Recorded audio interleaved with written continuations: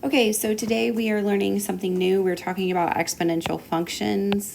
So when you're looking at an exponential function, you need to remember that it is y equals b to the power of x. They will sometimes have y equals ab to the power of x. So what you have to remember, I'm going to actually erase this part, is you have to remember the b to the power of x is b is the only thing that is being affected by that power of x. So an exponential function means that your x is in the exponent spot. There's not a power of 2, not a power of 3. It is the x, right? And so this tells me that it is exponential. So when we're looking at exponential functions, we have a growth function. And the parent function with a growth on a coordinate plane, we have our x and our y, looks like this. It like comes in and it starts out slow and then it grows to the right. And when you're looking at exponential, a function with a growth, it's y equals, and then we have our a 1 plus r to the power of t, when we're talking about like story type problems. And when this is more than 1, so when it is greater than 1, it is a growth. Okay, when I have 1 plus r, r is my rate, t is my time, and a is like your initial start time. So this is when we are talking about, like, this is the growth model. Okay, so when we have like story type problems, but it also helps you with understanding your growth function, because when we have y equals b to the power of x, when b is greater than 1, when b is greater than 1, it is a growth. And it's not talking about a negative, right? There's less than, when I talk about a decay with a less than, when that b value is greater than 1, then it is a growth. And so sometimes you may see it like y equals, we'll just keep it kind of simple, 2x. Well, the b value is greater than 1, so it's going to be a growth. And we're going to do a t-chart, but I just want you to look at it this point of view for a minute. Then you also then have an exponential decay. And so when we look at a decay, we have our y equals b to the power of x. It is when b is less than 1, but greater than 0. So no negatives, right? So when b is less than 1, but greater than 0, we have a decay. And what my function looks like, we have our x and y coordinate plane, is it starts to decline as we go this way. And notice what's happening is it's not going to cross the x-axis, and that is because there's an asymptote here of y equals 0. So it's not going to cross this x-axis. And the decay model is y equals a times 1 minus r to the power of t, where r is your rate in percent, right? But percent, mathematically, you have to change to a decimal.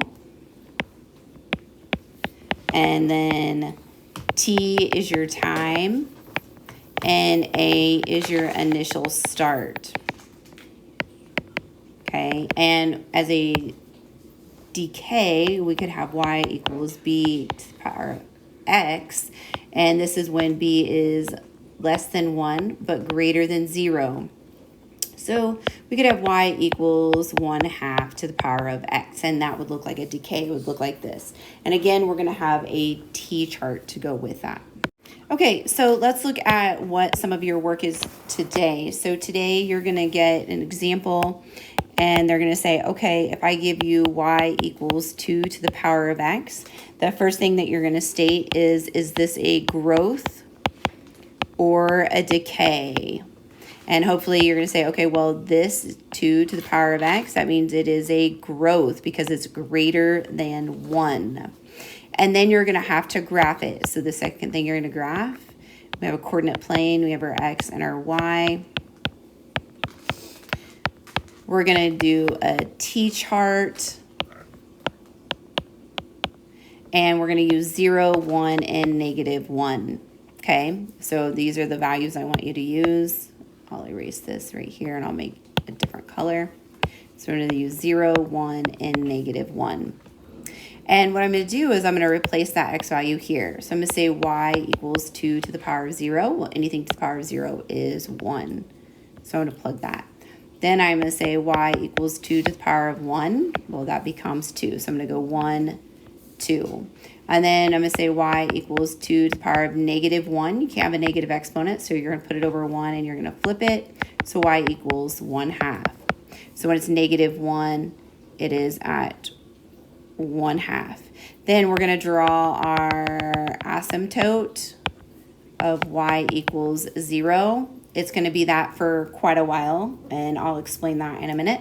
And then we're going to draw our line. We're going to graph this, and notice it's not going to cross the asymptote. It's going to get really, really close to it, though. Okay, so the asymptote is because there's no y value right here. So there's plus this. So if it moves up and down, this asymptote is going to move. So right now it's at 0, so it's not going to cross that. All right, and then that is what your homework will look like. So we're going to do another one.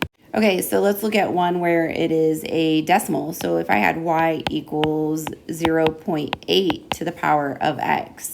So your first thing is to state, okay, what is this? Well, hopefully you'll look at this and say it's less than 1, but it is greater than 0. So it is a decay.